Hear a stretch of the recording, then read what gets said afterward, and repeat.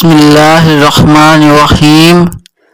حضرت ابو سعید خدری رضی اللہ تعالیٰ عنہ صحابی نے بیان کیا کہ میں دیکھتا ہوں کہ تمہیں بکریوں اور جنگل میں رہنا پسند ہے، اس لیے جب تم جنگل میں اپنی بکریوں کو لیے ہوئے موجود ہو اور نماز کے لیے اذان دو تو تم بلند آواز سے اذان دیا کرو، کیونکہ جن و انس بلکہ تمام ہی چیزیں جو مؤذن کی آواز سنتی ہیں قیامت کے دن اس پر گواہی دیں گی۔ حضرت ابو سعید رضی اللہ تعالیٰ عنہ نے فرمایا کہ یہ میں نے نبی صلی اللہ علیہ وآلہ وسلم سے سنا ہے۔ صحیح بخاری حدیث نمبر 609۔ بسم اللہ الرحمن الرحیم۔ عیسیٰ بن طلحہ نے بیان کیا، انہوں نے معاویہ بن ابی سفیان سے ایک دن سنا، آپ جواب میں مؤذن کے ہی الفاظ کو دہرا رہے تھے، اشہد ان محمد رسول اللہ تک۔ ہم سے اسحاق بن راہوئی نے بیان کیا، کہا کہ ہم سے وہاب بن جریر نے بیان کیا، کہا کہ ہم سے حشام دستوائی نے یحییٰ بن ابی کثیر سے اسی طرح حدیث بیان کی۔ صحیح بخاری حدیث نمبر 612۔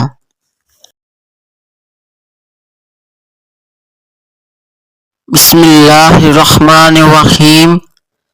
ابو ہریرہ رضی اللہ تعالیٰ عنہ نے کہا کہ حضرت صلی اللہ علیہ وآلہ وسلم نے فرمایا کہ اگر لوگوں کو معلوم ہوتا کہ اذان کہنے اور نماز پہلی صف میں پڑھنے سے کتنا ثواب ملتا ہے، پھر ان کے لیے قرعہ ڈالنے کے سوائے اور کوئی چارہ نہ باقی رہتا تو البتہ اس پر قرعہ اندازی ہی کرتے۔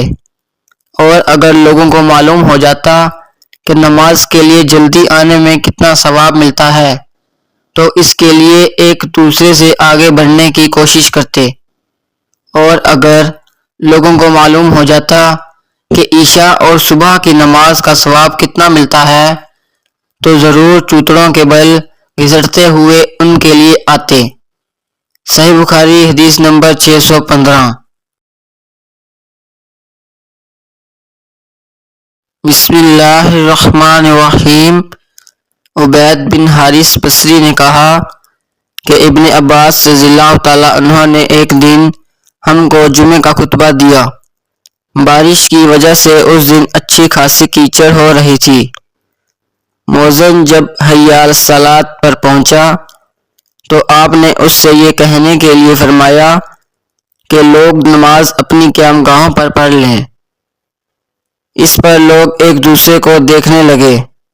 ابن عباس رضی اللہ تعالیٰ عنہ نے کہا کہ اسی طرح مجھ سے جو افضل تھے انہوں نے بھی کیا تھا، اور اس میں شک نہیں کہ جمعہ واجب ہے۔ صحیح بخاری حدیث نمبر 616۔ بسم اللہ الرحمن الرحیم۔ رسول اللہ صلی اللہ علیہ وآلہ وسلم نے فرمایا کہ بلال تو رات رہے اذان دیتے ہیں، اس لیے تم لوگ کھاتے پیتے رہو یہاں تک کہ ابن مکتوم اذان دیں۔ راوی نے کہا کہ وہ نابینا تھے اور اس وقت تک اذان نہیں دیتے تھے جب تک ان سے کہا نہ جاتا کہ صبح ہو گئی، صبح ہو گئی۔ صحیح بخاری حدیث نمبر 617۔ بسم اللہ الرحمن الرحیم۔ عبداللہ بن عمر رضی اللہ تعالیٰ عنہ نے کہا، مجھے ام المومنین حضرت حفصہ رضی اللہ تعالیٰ عنہ نے خبر دی کہ رسول کریم صلی اللہ علیہ وآلہ وسلم کی عادت تھی کہ جب مؤذن صبح کی اذان صبح صادق کے طلوع ہونے کے بعد دے چکا ہوتا تو آپ اذان اور تکبیر کے بیچ نماز قائم ہونے سے پہلے 2 ہلکی سی رکعتیں پڑھتے۔ صحیح بخاری حدیث نمبر 618۔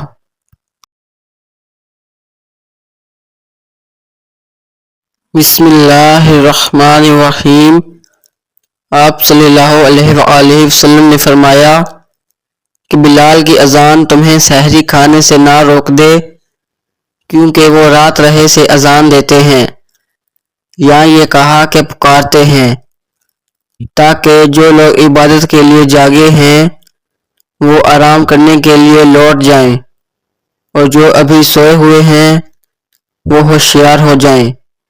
کوئی یہ نہ سمجھ بیٹھے کہ فجر یا صبح صادق ہو گئی، اور آپ نے اپنی انگلیوں کو اشارے سے طلوع صبح کی کیفیت بتائی، انگلیوں کو اوپر کی طرف اٹھایا اور پھر آہستہ سے انہیں نیچے لائے، اور پھر فرمایا کہ اس طرح فجر ہوتی ہے۔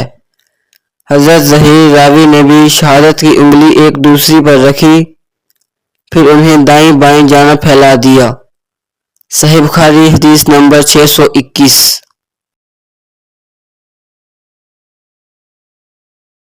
بسم اللہ الرحمن الرحیم۔ آپ صلی اللہ علیہ وآلہ وسلم نے فرمایا کہ بلال رات رہے میں اذان دیتے ہیں، عبداللہ ابن مکتوم کی اذان تک تم سحری کھا پی سکتے ہو۔ صحیح بخاری حدیث نمبر 623۔ بسم اللہ الرحمن الرحیم۔ رسول اللہ صلی اللہ علیہ وآلہ وسلم نے 3 مرتبہ فرمایا کہ ہر 2 اذان و اقامت کے درمیان ایک نماز کا فصل دوسری نماز سے ہونا چاہیے۔ تیسری مرتبہ فرمایا کہ جو شخص ایسا کرنا چاہے۔ صحیح بخاری حدیث نمبر 624۔ بسم اللہ الرحمن الرحیم۔ عمرو بن عامر انصاری نے حضرت انس بن مالک رضی اللہ تعالیٰ عنہ سے روایت کیا ہے کہ عہد رسالت میں جب مؤذن اذان دیتا تو نبی کریم صلی اللہ علیہ وآلہ وسلم کے صحابہ ستونوں کی طرف لپکتے۔ جب نبی کریم صلی اللہ علیہ وآلہ وسلم اپنے حجرہ سے باہر تشریف لاتے تو لوگ اسی طرح نماز پڑھتے ہوئے ملتے۔ یہ جماعت مغرب سے پہلے کی 2 رکعتیں تھیں، اور مغرب میں اذان اور تکبیر میں کوئی زیادہ فاصلہ نہیں ہوتا تھا۔ اور عثمان بن جبلہ اور ابو داؤد طیالسی نے شعبہ سے اس حدیث میں یوں نقل کیا ہے کہ اذان اور تکبیر میں بہت تھوڑا سا فاصلہ ہوتا تھا۔ صحیح بخاری حدیث نمبر 625۔ بسم اللہ الرحمن الرحیم۔ ام المومنین حضرت عائشہ رضی اللہ تعالی عنہا نے فرمایا کہ جب مؤذن صبح کی دوسری اذان دے کر چپ ہوتا تو رسول اللہ صلی اللہ علیہ وآلہ وسلم کھڑے ہوتے اور فرض سے پہلے 2 رکعت سنت فجر ہلکی پھلکی ادا کرتے۔ صبح صادق روشن ہو جانے کے بعد پھر داہنی کروٹ پر لیٹ رہتے، یہاں تک کہ مؤذن تکبیر کہنے کی اطلاع دینے کے لیے آپ کے پاس آتا۔ صحیح بخاری حدیث نمبر 626۔ بسم اللہ الرحمن الرحیم۔ نبی کریم صلی اللہ علیہ وآلہ وسلم نے فرمایا کہ ہر 2 اذان و تکبیر کے بیچ میں نماز ہے، ہر 2 اذانوں کے درمیان نماز ہے۔ پھر تیسری مرتبہ آپ نے فرمایا کہ اگر کوئی پڑھنا چاہے۔ صحیح بخاری حدیث نمبر 627۔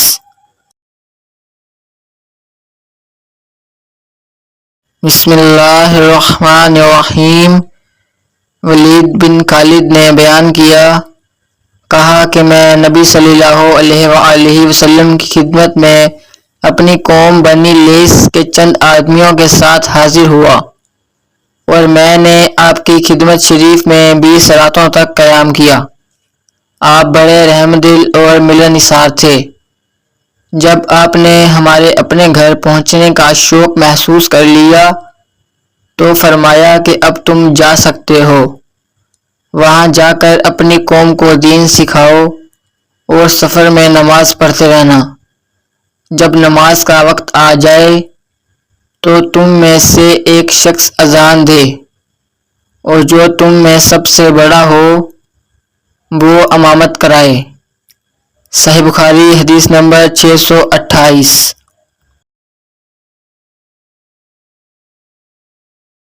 بسم اللہ الرحمن الرحیم۔ حضرت ابو ذر غفاری رضی اللہ تعالیٰ عنہ سے روایت ہے، انہوں نے کہا کہ ہم نبی کریم صلی اللہ علیہ وآلہ وسلم کے ساتھ ایک سفر میں تھے۔ مؤذن نے اذان دینی چاہی تو آپ نے فرمایا ٹھنڈا ہونے دے۔ پھر مؤذن نے اذان دینی چاہی تو آپ نے فرمایا کہ ٹھنڈا ہونے دے، یہاں تک کہ سایہ ٹیلوں کے برابر ہو گیا۔ نبی کریم صلی اللہ علیہ وآلہ وسلم نے فرمایا کہ گرمی کی شدت دوزخ کی بھاپ سے ہوتی ہے۔ صحیح بخاری حدیث نمبر 629۔ بسم اللہ الرحمن الرحیم۔ مالک بن حویرث نے کہا کہ دو شخص نبی کریم صلی اللہ علیہ وآلہ وسلم کی خدمت میں آئے۔ یہ کسی سفر میں جانے والے تھے۔ آپ نے ان سے فرمایا کہ دیکھو، جب تم سفر میں نکلو تو نماز کے وقت راستے میں اذان دینا، پھر اقامت کہنا، پھر جو شخص تم میں عمر میں بڑا ہو وہ نماز پڑھائے۔ صحیح بخاری حدیث نمبر 630۔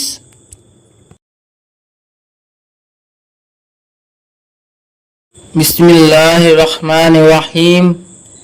نافع نے بیان کیا کہ عبداللہ بن عمر رضی اللہ تعالی عنہ نے ایک سرد رات میں مقام زجنان پر اذان دی، پھر فرمایا کہ لوگوں، اپنے اپنے ٹھکانوں میں نماز پڑھ لو، اور ہمیں آپ نے بتلایا کہ نبی کریم صلی اللہ علیہ وآلہ وسلم مؤذن سے اذان کے لیے فرماتے، اور یہ بھی فرماتے کہ مؤذن اذان کے بعد کہہ دے کہ لوگوں، اپنے ٹھکانوں میں نماز پڑھ لو۔ یہ حکم سفر کی حالت میں یا سردی یا برسات کی راتوں میں تھا۔ صحیح بخاری حدیث نمبر 632۔ بسم اللہ الرحمن الرحیم۔ عون بن ابی جحیفہ سے روایت ہے، میں نے رسول کریم صلی اللہ علیہ وآلہ وسلم کو ابتح میں دیکھا کہ بلال حاضر ہوئے اور آپ کو نماز کی خبر دی۔ پھر بلال رضی اللہ تعالی عنہ برچھی لے کر آگے بڑھے اور اسے آپ کے سامنے بطور سترہ مقام ابتح میں گاڑ دیا، اور آپ نے اس کو سترہ بنا کر نماز پڑھائی۔ صحیح بخاری حدیث نمبر 633۔